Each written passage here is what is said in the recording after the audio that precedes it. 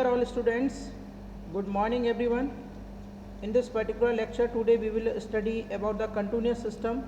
As we are seeing, continuous system में basically क्या होता है, in this model the equation of motion of continuous system or distributed mass system will be derived using both D'Alembert principle and extended Hamilton principle. Different one-dimensional systems such as longitudinal vibration of the rod, transverse vibration of the string, torsional vibration of the rod and the transverse vibration of Euler's Bernoulli beam will be considered in this module. Next one, as we are seeing, introduction to continuous system. अगर हम continuous system के बारे में बात करते हैं तो यहाँ पर आप देख सकते हैं, in the previous module we have studied about discrete mass system. हमने लास्ट जो पर्टिकुलर लेक्चर था उसमें discrete mass system के बारे में स्टडी किया था, which are modeled as single. उनको हम एक सिंगल मॉडल की तरह ट्रीट करते हैं. टू और multi degree of freedom systems. In these cases the system has a definite number of lumped masses, stiffness element and damping elements. For example, the cantilever beam with a tip mass as shown in the figure is modeled as a single degree of freedom system with a spring and a mass. The stiffness K of the system was calculated using the following equations. जैसे अगर हम बात करते हैं, ये कोई एक spring mass system की तरह अगर हम इसको ट्रीट करते हैं तो यहाँ पर ये जो बीम है, this will be treated as a spring and this mass will be treated as a mass which is having mass m, and this is a cantilever beam. K is the stiffness, W is the weight of this mass and delta is the deflection. If we will calculate, W will be is equal to K into my delta. Delta will be the deflection. If we will calculate the K, then K will be W upon delta. W upon delta. Delta क्या होता है? Deflection होता है. अगर cantilever beam में one and पर m मास है और अदर एंड एक पर्टिकुलर बीम से कनेक्टेड है, एक एंड कनेक्टेड है, दूसरा एंड फ्री है जिस पर m मास अटैच है, तो वहाँ पर जो डिफ्लेक्शन होता है वो WL क्यू अपॉन 3EI होता है. तो यहाँ से अगर हम k की वैल्यू निकालेंगे 3EI अपॉन में LQ. E क्या है आपका मॉडुलस ऑफ इलास्टिसिटी, I क्या मोमेंट ऑफ इनर्शिया, L क्या उसकी टोटल लेंथ है. Here W is the weight of the mass attached, delta is the reflection of the beam with length L, Young modulus E and moment of inertia I. The natural frequency can be calculated using the formula. Natural frequency हम calculate कर सकते हैं using the formula omega n is equal to under root k by m, where m is the attached mass, जहाँ पर m क्या आपका attached mass है. In this calculation we have neglected the mass of the beam. इस case में हम क्या कर चुके हैं, जो बीम का मास है उसको नेग्लेक्ट कर चुके हैं.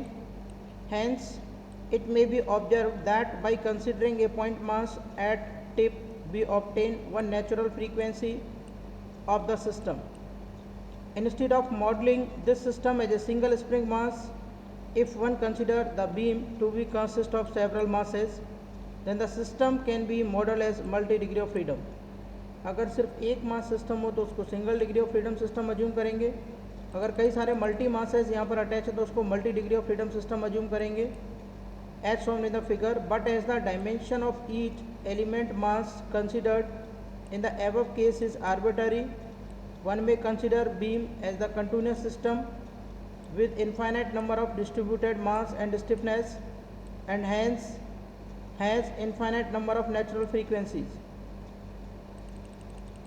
यहाँ पर आप देख सकते हैं, जैसे अगर हम इसी पर्टिकुलर बीम को ये बहुत सारे पॉइंट से बना हुआ मानते हैं तो प्रत्येक पॉइंट जो वाइब्रेट हो रहा है उसकी पोजीशन डिफरेंट है, तो it will be treated as a multi degree of freedom system. So in contrast to the discrete mass system, in distributed mass और continuous system the system has infinite number of natural frequencies. अगर हम बात करेंगे एक distributed system की या फिर एक कंटिन्यूअस सिस्टम की, तो इसमें आपकी infinite number of natural frequencies होंगी and corresponding to each natural frequency the system will have a distinct mode सी. नेक्स्ट अगर हम बात करते हैं, it may be observe that the response of the continuous system depend upon time and space, coordinate और location, but in case of discrete system, अगर हम बात करते हैं किसकी, डिस्क्रिएट सिस्टम की, the response is only a function of time. Hence, while the equation of motion of discrete system are written in terms of ordinary differential equations, in case of continuous system they are written in terms of partial differential equations. यानी कि अगर हम बात करते हैं differential equation of motion की, discrete system के cases में ऑर्डिनरी डिफरेंशियल इक्वेशन के टर्म में लिखेंगे, और अगर कंटिन्यूस सिस्टम है तो पार्शियल डिफरेंशियल इक्वेशंस के टर्म्स में हम इक्वेशन को लिखेंगे. It may be noted that all the real system are continuous. जितने भी रियल सिस्टम है वो सारे के सारे कंटिन्यूस सिस्टम में काउंट होते हैं. A continuous system for analysis purpose can be reduced to a finite number of discrete models. यानी कि एक कंटिन्यूस सिस्टम को अगर हम एनालिसिस करना चाह रहे हैं तो उसको हम रिड्यूस कर सकते हैं a finite number of discrete models, अलग अलग डिस्क्रिएट मॉडल्स के अंदर. Each discrete model can be reduced to an eigen value problem. प्रत्येक डिस्क्रिएट मॉडल को हम क्या कर सकते हैं, रिड्यूस कर सकते हैं to an eigen value problem, एक आइगन वैल्यू प्रॉब्लम्स में. नेक्स्ट वन अगर हम यहाँ से बात कर रहे हैं, in case of continuous system, continuous system की बात करें, the solution yields infinite number of eigen value and eigen functions, whereas in discrete system the eigen value and the eigen vector are finite. अगर हम बात करते हैं किसकी, continuous system की, the solution yield infinite number of eigen value, solutions में infinite number of eigen value and eigen functions, जबकि discrete system में eigen value and eigenvectors are finite. The concept of orthogonality is applicable to both discrete and continuous system.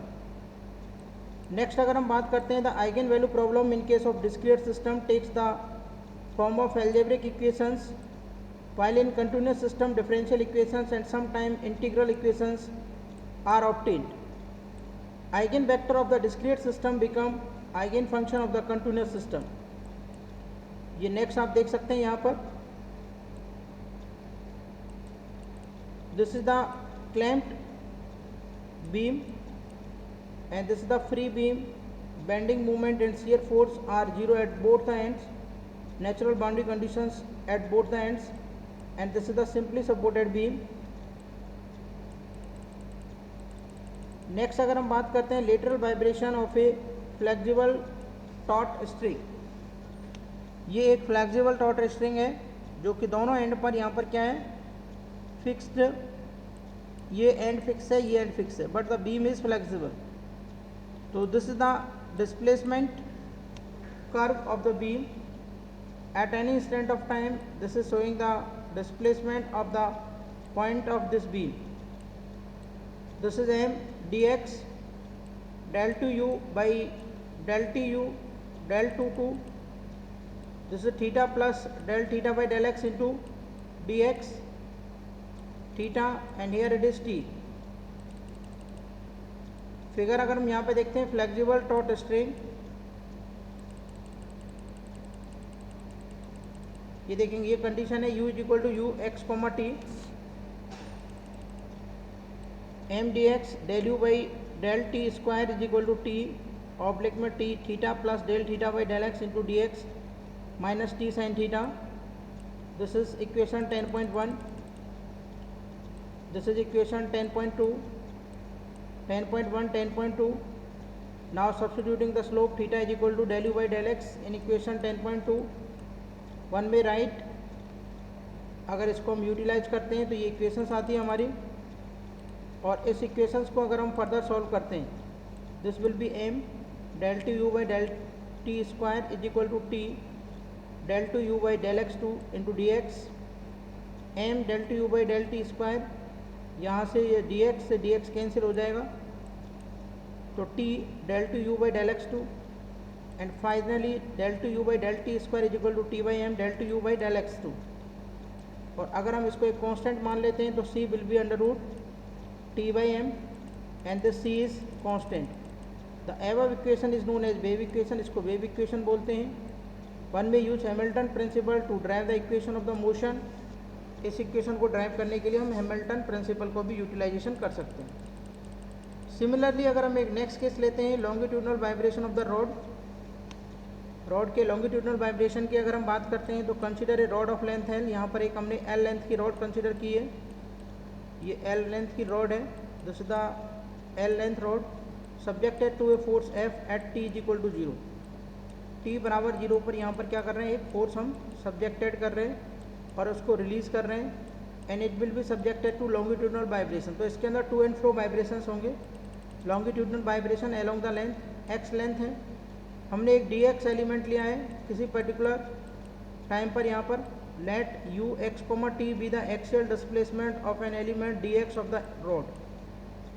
अगर हम Hooke's law से बात करते हैं, from Hooke's law P upon A यानी sigma is equal to E into में epsilon, sigma is equal to E into में epsilon. तो ये क्या है, P upon A is equal to E into में del u by del x, equation number 1। Applying Newton second law, Newton का second नियम अगर हम यहाँ पर अप्लाई करते हैं और इसको सॉल्व करते हैं तो ये d m del two u by del t square is equal to p del p by del x into d x minus p, equation number 2। और फर्दर अगर हम इसको सॉल्व करते हैं तो ये will be rho A d x del t u by del t square del over del x E A del u by del x into d x, equation number 3। और अगर हम इसको यहाँ पर सॉल्व करते हैं p del p by del x into d x u del u by del x into d x displacement of d x, p यहाँ पर क्या फोर्स है, ये कंडीशंस दिखा रखी है, दोनों एंड्स की कंडीशंस पे हैं। ए क्या है क्रॉस सेक्शन एरिया, ई क्या है यंग मॉडुलस, डी एम क्या है rho into A into d x is the mass of the element d x, rho mass per unit length. और फ्रॉम द इक्वेशन 3 इसको अगर हम कन्वर्ट करेंगे del t u by del t square E A upon rho A del t u by del x, equation number 4 आ जाएगा ये। Further अगर इसको सिंप्लीफाई करते हैं, एरिया से एरिया कैंसिल आउट हो जाएगा, ई अपॉन रो, इसको हमने सी स्क्वायर लिख दिया और सी की वैल्यू क्या आ जाएगी under root square E upon rho, equation number 6। It may be observe that we are getting the same wave equation in this case, सिर्फ जो आपका कॉन्स्टेंट सी है वो क्या आपका डिफरेंट है। Thank you very much.